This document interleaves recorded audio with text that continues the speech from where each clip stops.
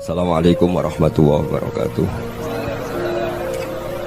Iki ngaji santai-santai napa muhasabah.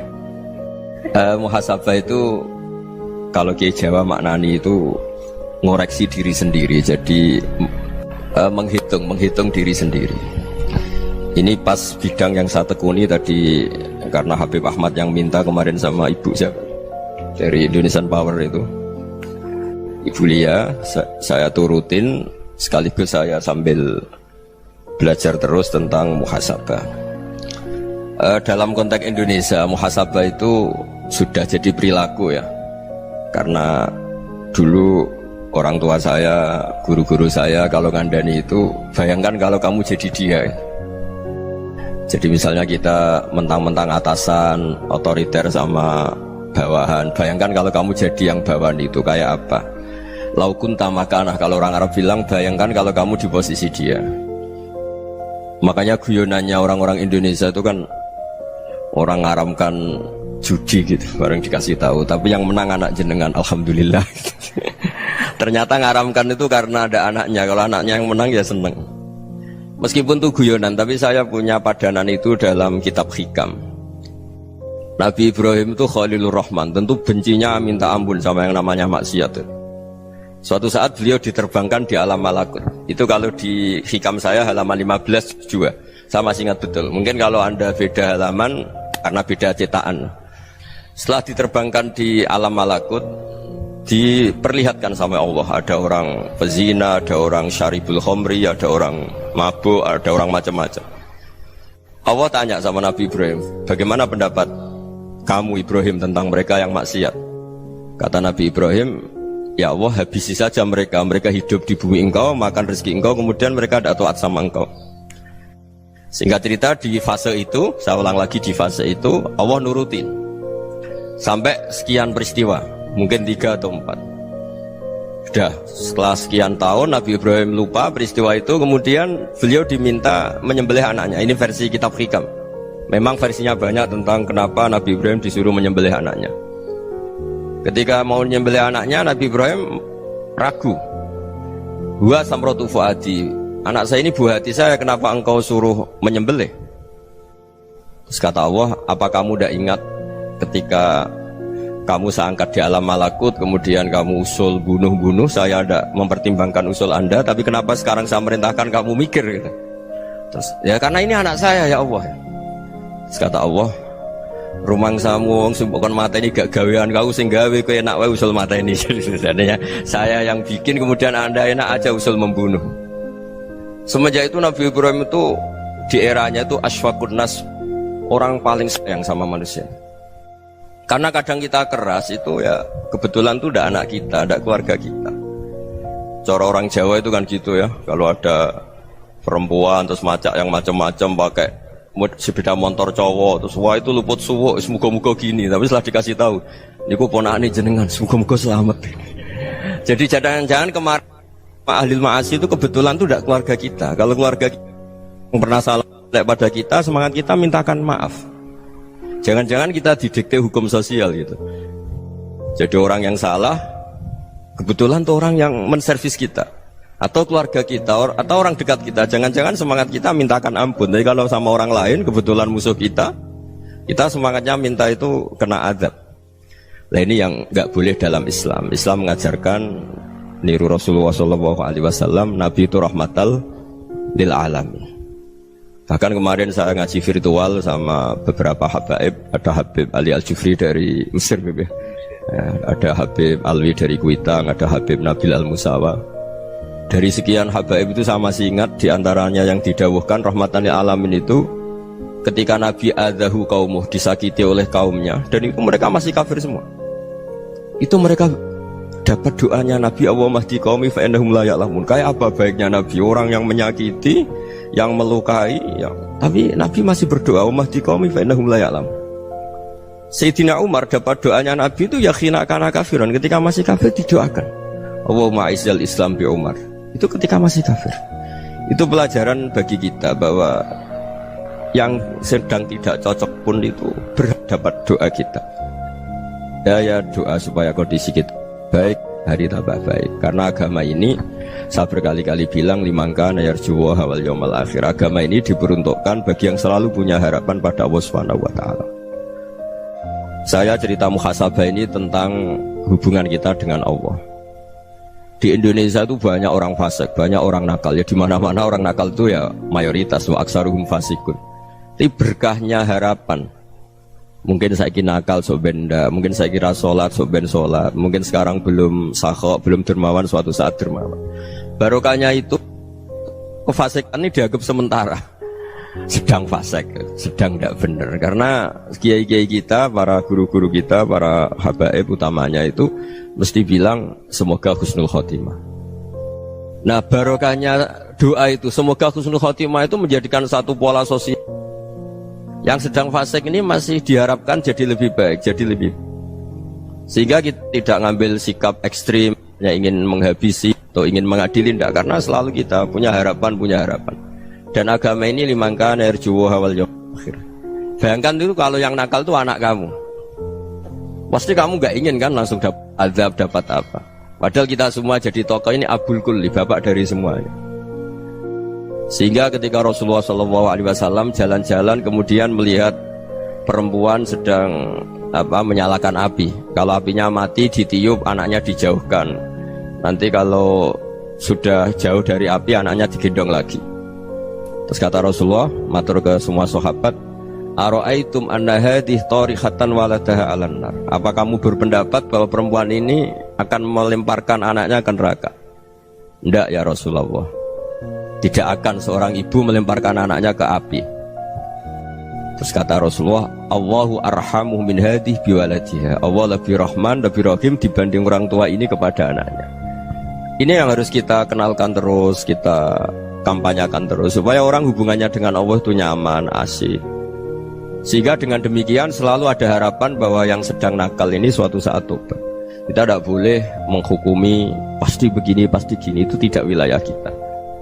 Itu juga yang dicontohkan Rasulullah SAW. Secara lahir Nabi itu nggak berkenan sama Wahsy, karena Wahsy itu salahnya salah fatal karena membunuh ahabban nasi ila Rasulillah, yaitu membunuh Said Hamzah. Jadi ketika Wahsy tobat, Nabi itu terima tobatnya. Dan ketika beliau dengan basariyahnya agak siap ketemu Wahsy karena harus ingat Sayyid Hamzah, basariyahnya diturutin. Oke kamu iman, saya turutin, tapi jangan sering ketemu saya. Karena kalau ketemu kamu, saya masih ingat sama paman saya, Sayyid Hamzah. Kita bisa ngelola seperti itu. Kita tidak cocok sama orang, bagaimanapun mereka umat Rasulullah SAW, kita tetap mencintai mereka. Misalnya kalau beda agama, mereka sama-sama orang Indonesia, kita mencintai mereka atas nama warga Indonesia. Tapi kalau misalnya potongannya ora cocok, beda kultur, bawaannya itu mangkelno cara Jawa, ya bisa diilmoni, jangan ketemu. Wong sudah tidak cocok, ingin ketemu nyari solusi, roh ini tok seneng itu kan ya repot itu. Ya sudah kalau nggak pati cocok ya jangan sering ketemu. Dan itu kita bisa memanage seperti itu tuh bisa. Saya berkali-kali cerita tentang Imam Syafi'i. Kalau dikasih tahu ya Imam Abu Abdillah, panggilannya Imam Syafi'i, tetangga anda ini ternyata banyak yang nggak senang anda. Jawabnya beliau senang. Ya bagus kalau nggak senang saya, ndak utang saya kata. Jadi gara-gara saman seneng aku ngatur aku ini kan. Nah mungkin saman rasa seneng kan ya enak. Jadi hidup itu dianggap happy. Kalau seneng ya teman silaturahim, kalau nggak seneng ya nggak bakal utang gitu. Baru kayak rasa seneng itu nggak ganggu. Gitu. Jadi dulu itu orang bisa ngelola seneng ndak seneng itu bisa. Karena ada kearifan hubungan dengan Allah Subhanahu wa Ta'ala. Hidupnya selesai karena masyghul bi dzikrillah, mereka sibuk dengan Allah. Makanya kata ulama-ulama tasawuf, kamu jangan melihat manusia perilakunya, tapi kamu juga harus ingat yang gerakkan semua itu Allah Subhanahu wa Ta'ala. Dengan demikian kita farah, kita senang. Makanya Nabi kalau ngutus Anas bin Malik kemudian nggak kesampaian yang diinginkan karena Anas main, ketika garwa-garwani Nabi agak tersinggung, Nabi andaikan Allah menghendaki yang saya inginkan kesampaian, pasti itu kesampaian. Jadi dianggap kegagalan Anas gak manggil yang dituju Nabi itu ya kersane Allah, ya enteng saja. Sayyidina Ali lebih parah lagi yang dialamin. Itu dalam beliau kalau dipanggil tuh gak cepet-cepet ke sana. Ketika ditanya, kenapa kamu tak panggil gak cepet ke saya? Amin tu ukubatak, karena aku tahu kau orang baik. Orang baik itu pemaaf. Jadi makanya orang-orang soleh dulu itu bodoni itu. Makanya sekarang kalau ada orang bodoni itu mesti bidik orang soleh. Kalau orang-orang soleh itu kakean husnudzon lagi sering dibodonin. Abdullah bin Umar itu masyhur itu. Kalau ada budaknya sering sholat, sergap sholat itu dimerdekakan. Akhirnya nggak sholat pun pura-pura sholat. Akhirnya juga dimerdekakan. Ketika ditanya, kenapa engkau merdekakan? Padahal mereka sholatnya menipu engkau, kata pembisik-pembisik itu. Man khoda'ana lillah in khoda'na lah. Dia nipu atas nama Allah, berarti saat tertipu juga atas nama Allah. Gak masalah dong, semuanya demi Allah Subhanahu wa ta'ala. Jadi ketika kita ketemu mensifati Allah Ta'ala itu ghafir, Allah pemaaf. Jangan kamu gak fair untuk diri kamu nyifati Allah ghafir, pada orang lain Allah kamu sifati syadidul iqab. Jadi Allah kamu atur, kayak MC tadi ngatur saya. Jadi Allah itu apa? Kalau pada saya ghafir, kalau pada musuh saya syadidul iqab. Itu tidak fair. Kalau Anda punya harapan kepada Allah karena Allah Rahman Rahim, Allah ghafir, sebenarnya Allah pada musuh kita ya bisa saja Allah ghafir, bisa saja Allah Rahman Rahim. Sehingga kita melihat orang lain yang kita tidak cocok itu ya enteng saja. Itu min ummati Rasulillah sing tanaluhu syafa'atuh, tanaluhu sa'atu rahmati, tanaluhu fair. Jangan dengan kita kayak mesti dapat rahmat, jangan orang lain kayak Allah pasti syadidul iqab. Itu tidak boleh. Sehingga ketika ada orang Badui, singkat cerita orang Badui ini kencing di masjid, semua sahabat membentak dia. Yang nggak bentak hanya Nabi tok. Saking mangkalnya orang ini karena semua sahabat bentak kecuali Nabi. Setelah dibenarin Nabi, terus Nabi nyuruh sobu ali dhanuban min ma'in. Setelah disucikan masjid itu, dia berdoa keras sekali. Allahumma arhamni wa Muhammadan wa la tarham ma'ana ahadan. Ya Allah, yang berhak dapat rahmatmu hanya saya dan Nabi Muhammad, yang lainnya jangan gitu. Karena yang lainnya itu jengkelin, gitu aja saya salah dimarah-marahin gitu. Jadi kalau kamu doa terbatas ya kayak orang Bedui ini, kayak orang Arabi. Apa kata Nabi? Laqad tahajjarta wasi'an. Allah yang rahmatnya luas menjadi kamu sempitkan. Karena kamu mau atur Allah hanya Rahman pada Indonesian Power, pada NU, pada kita yang orang lain nggak perlu dapat. Itu kan kasihan Islam, karena Islam terus nggak dimiliki semua orang. Allah nggak dimiliki semua orang, Rasulullah nggak dimiliki semua orang karena dipek NU, dipek ormas tertentu, dipek nggak boleh seperti itu. Nggak boleh takhasyar tawasian kata Nabi, nggak boleh mempersempit zat yang rahmatnya itu luas. Ini semoga etika ini kita pakai di Indonesia. Yang sedang fase kita harapkan lebih baik, yang sedang nggak dapat hidayah kita doakan dapat apa? Hidayah. Masyhur kan, makanya tadi saya mohon sama Habib Ali supaya Habib Ahmad supaya tetap mahalul qiyam tabaruk sama Habib Ali. Di antara doa-doa di Simtuduror masyhur itu antuqa bilal mudhniba minnah bil ghufran wal musi'ah bil ihsan. Jadi harapannya para habaib, para orang-orang baik dulu ya, semoga yang dosa itu dimaafkan, yang sedang salah dibuka, bikin lebih baik. Nabi itu tugasnya juga gitu. Wastaghfir li dzambika walil mu'minina wal mu'minat. Nabi itu tugasnya juga memintakan ampun yang sedang salah. Nah ini cobalah jadi etika kita, muhasabah kita. Jadi muhasabah itu cara berpikir kita set, kita pikir ulang. Ternyata semangatnya seorang Nabi itu wastaghfir li dzambika walil mu'minun. Semangatnya itu memintakan ampun. Orang ahli tafsir tahu semua kalau Nabi itu tidak mungkin dosa. Jadi itu khitabun Nabi wa urida bihi ummatu, itu khitab Nabi, tapi yang dimaksud itu umatnya, karena Nabi tidak akan mengalami dzambun, tidak akan mengalami dosa. Sekarang enggak, kadang-kadang kita ini kalau orang lain salah itu semangat. Kalau di perusahaan ada teman salah, apalagi pimpinan salah itu seneng, barokahnya salah bisa ganti kan gitu. Ya, jadi kalau mungkin di dunia tokoh juga gitu, barokahnya ada tokoh salah, kita yang jadi populer sendiri, tidak boleh seperti itu. Kita harus salimus sodri di jami'il muslimin. Jadi ini harus dilatih. Saya tadi matur sama Habib Ahmad, latihan kita jadi hidup. Nabi itu kalau resep jadi wali itu kata Nabi gampang. Kata Nabi, kalau kamu ingin disenangin Allah, ya sudah. Kalau kamu asbahta wa amseta gini-gini, perasaan kamu kata Nabi, jangan punya perasaan ghil sama orang muslimin. Itu sudah wadzalika min sunnati. Makanya Nabi ngendikan la yablughni ahadun an ahadin syai'an. Ada yang baca la yuballighni ahadun an ahadin syai'an. Seseorang jangan melaporkan ke saya tentang salahnya yang lain. Fa inni akhruju ilaikum wa ana salimus sadri. Karena saya ingin ketemu sampean semua dalam keadaan salimus sadri, tidak punya perasaan apa-apa. Karena kalau nurutin pembisik, nurutin informasi itu ya repot, karena orang pasti sepihak. Ada kiai yang top datang ke kampung-kampung ning desa-desa, kata yang seneng itu punya akhlak. Wah itu bagus orang besar datang ke kampung-kampung. Kata yang nggak seneng, Oh itu jobnya kiai kecil kok diambil, itu kan ya kasihan itu kan sudut pandang. Makanya saya sering bilang akal kita ini cukup untuk mentasdik Rasulullah Shallallahu Alaihi Wasallam. Meskipun perasaan kita kadang orang Jawa itu beda.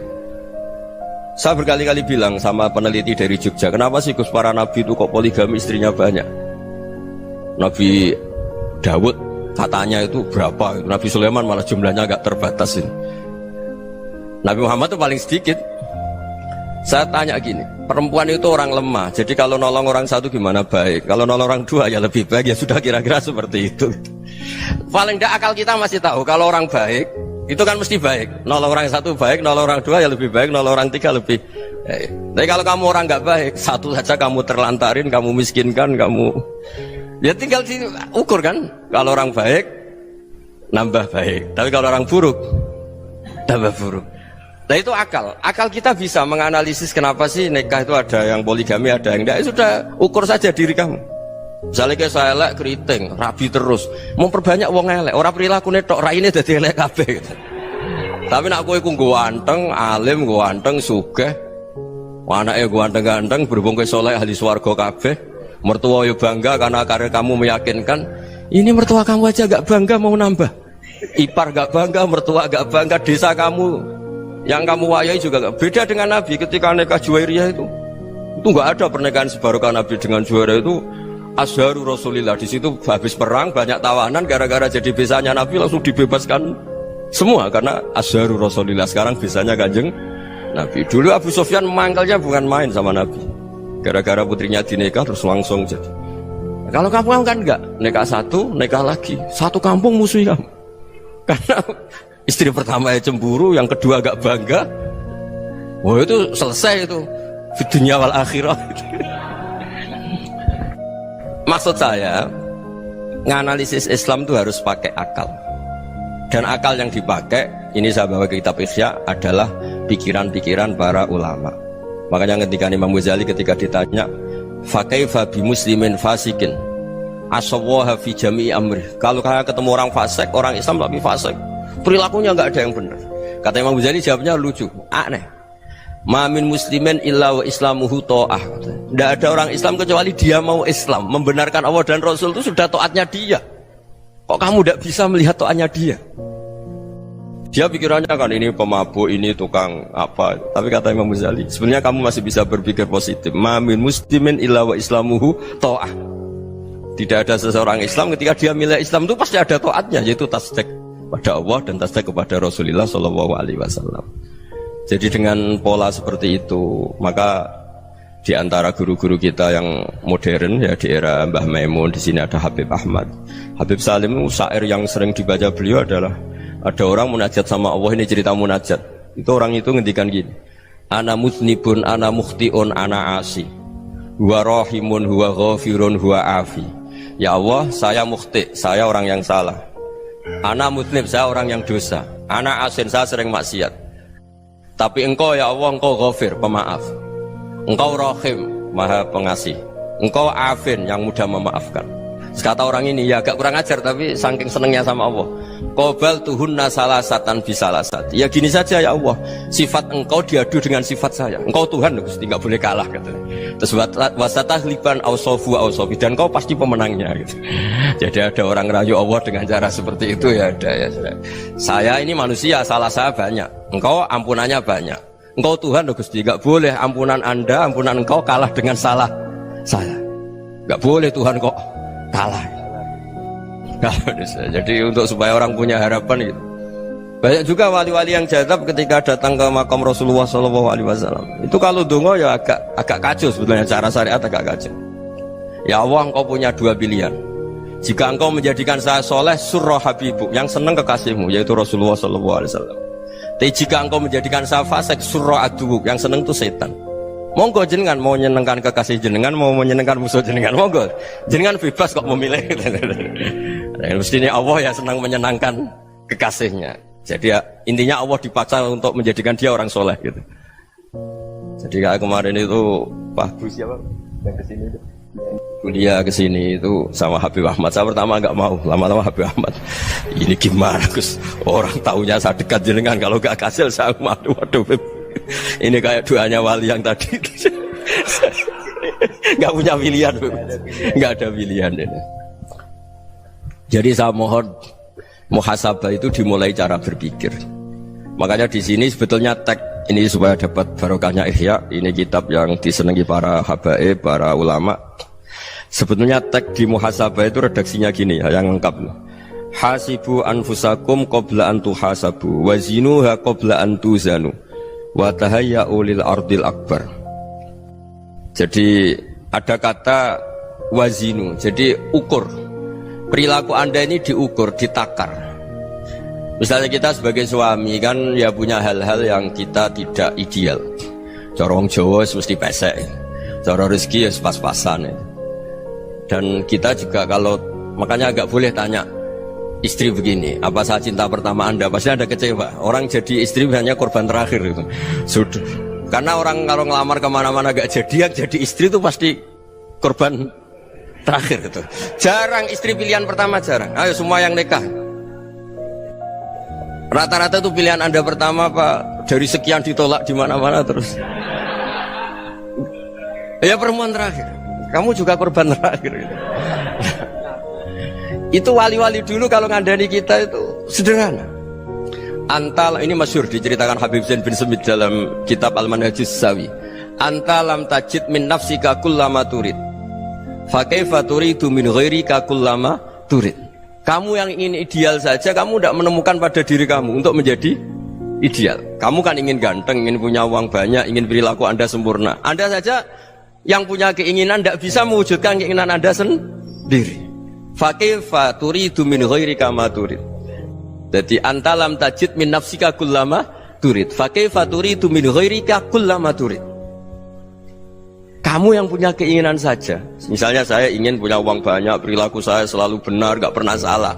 Loh, saya yang ingin saja dengan diri saya gak bisa untuk benar terus. Kok kamu berharap orang lain selalu benar? Jadi anta lam tajid ya sama. Kalau kamu menuntut istri kamu itu ramah, neriman, apa kamu neriman sama wajah istri Anda gitu? Engkau ya pola neng dindi jajaki sana jajaki sini, kamu sendiri tidak tahu apa. Jadi itu nasihat yang luar biasa. Anta lam tajid min nafsika kullama turid, fa kaifa turidu min ghairika kullama turid. Kamu mau menghormati semua orang? Tidak mau kan? Kemudian Anda berharap semua orang menghormati kamu. Kamu tidak ingin kan orang lain semua menghujat kamu. Sementara kamu enak aja menghujat orang lain. Makanya Rasulullah SAW luar biasa ketika bikin kaidah sosial.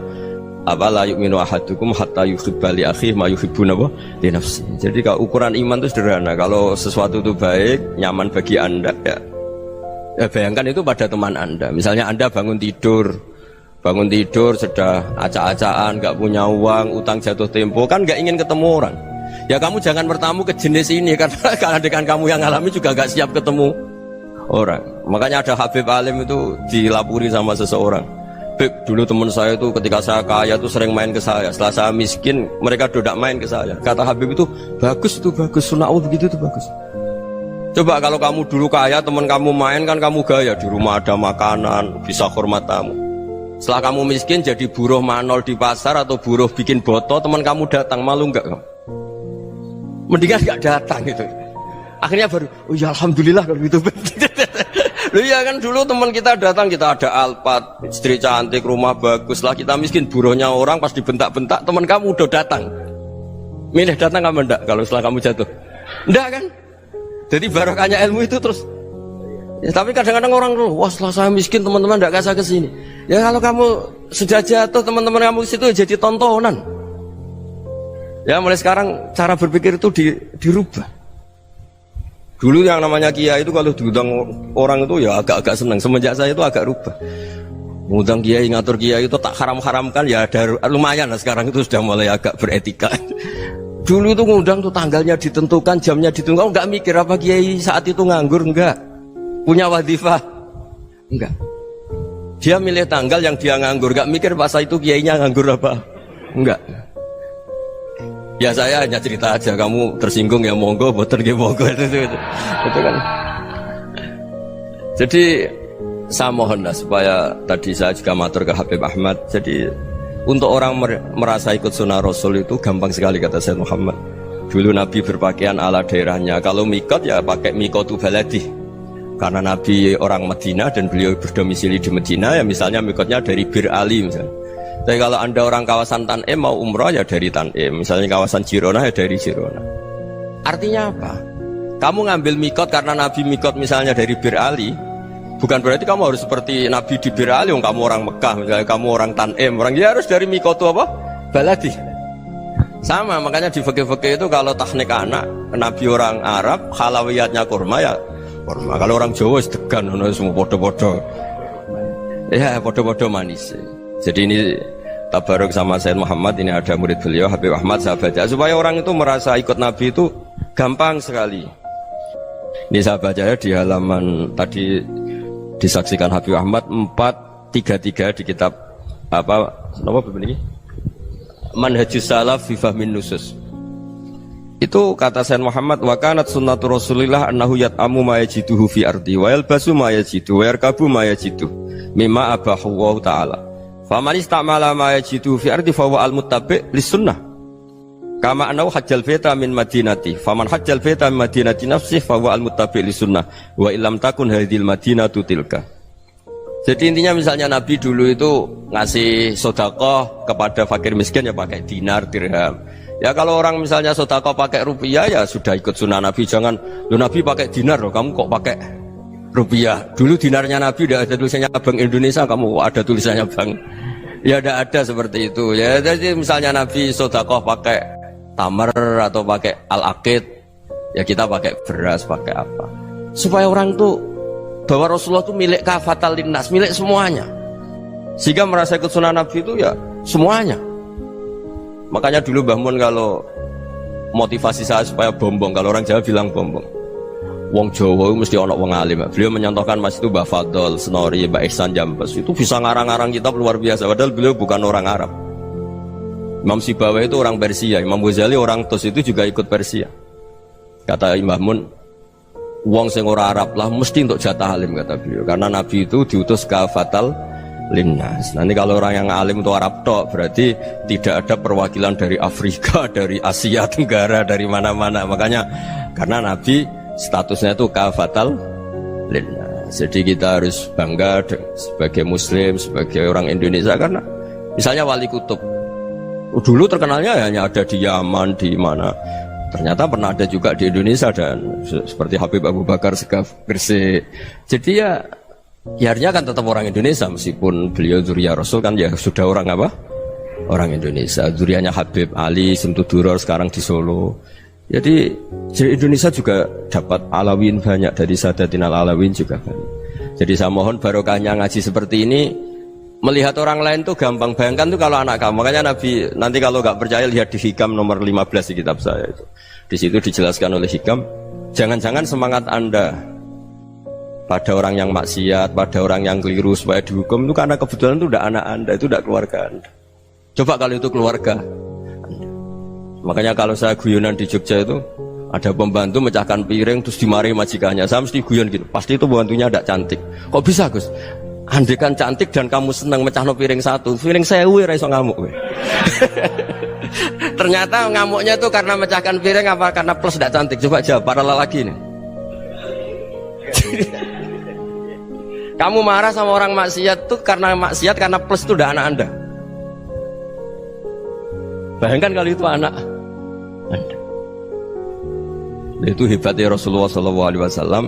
Karena kita yang salah pun kadung umatnya, Nabi tetap ngasih fasilitas syafaati li ahlil kabair min ummati. Kayak apa baiknya Nabi? Tidak ikut maksiat tapi ikut fasilitasi ngasih syafaat. Loh kalau li ahlil ibadah kan wajar. Nabi ketika ini syafaati li ahlil kabair min ummati. Ya karena tadi logika yang dibangun Rasulullah itu logika yang luar biasa. Kita semangat orang lain kena hukuman itu karena kita tidak punya ra'fah, tidak punya rahmah. Coba kalau Rasulullah yang bil mu'minina ra'ufur Rahim. Semangatnya itu mendoakan supaya tobat, mendoakan diampuni. Dan itu juga yang diperintahkan oleh Allah Subhanahu wa taala, wastaghfir li dzambika walil mu'minina wal mu'minat. Ya semoga barokahnya ngaji ini, barokahnya Habib Ahmad, barokahnya Maulid Simtud Duror, barokahnya semua kitab Madaih, Tibak Berjanji semuanya, barokahnya Ikhya, barokahnya Said Muhammad, barokahnya guru kita semua, Mbah Maimun, bapak saya. Kita ini ngikuti manhaj, ya, ngikuti apa? Manhaj. Saya sering didhawuhi Mbah Mun, kenapa ihdinas siratal mustaqim bukan siratoka? Bukan jalan engkau ya Allah, karena Allah itu nggak bisa kamu tiru. Allah itu tidak tidur, tidak makan, tidak kesel, tidak capek. Yang bisa ditiru itu siratal ladzina an'amta alaihim. Yang bisa ditiru manusia ya niru manusia. Karena Allah itu tidak bisa ditiru. Makanya ihdinas siratal mustaqim siratal ladzina. Dan niru siapa? Niru guru-guru kita. Termasuk niru cara pandang. Jadi misalnya ada orang awam di rumah itu hanya delok reng, delok tikus liwat, itu kan kayak nganggur. Kok ora tahajud malah main delok reng. Melihatnya jangan gitu. Huwa tarokal ma'asiyah. Dia di rumahnya ndak dugem, ndak kemana-mana. Dia berarti malam itu tarkul ma'asi. Tidak nyopet, tidak garong, tidak ke tempat maksiat. Susahnya apa sih husnudzon? Jadi jangan lihat huwa tarkut tahajud, huwa tarokat tahajud, wa taroka qiyamal lail. Oke ya, namanya orang begitu ya tidak tahajud, tidak qiyamul lail. Tapi susahnya apa sih kamu bilang huwa tarokal ma'asiyah? Dia juga meninggalkan maksiat, dan tarkul maksiat itu ibadah. Supaya orang tuh gampang lah husnudzon sama orang muslim. Ini orang mukmin, orang yang luar biasa. Di mata Allah itu orang yang luar biasa.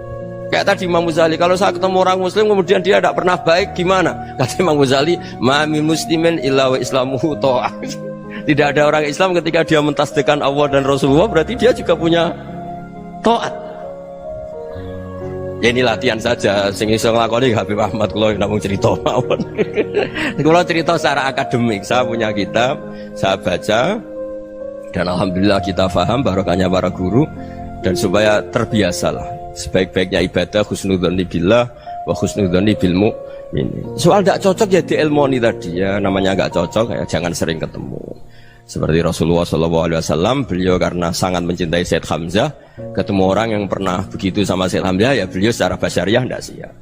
Tapi beliau secara cara bahasa sekarang, secara profesional, kalau beliau seorang nabi dan harus menerima tobatnya siapapun ya diterima.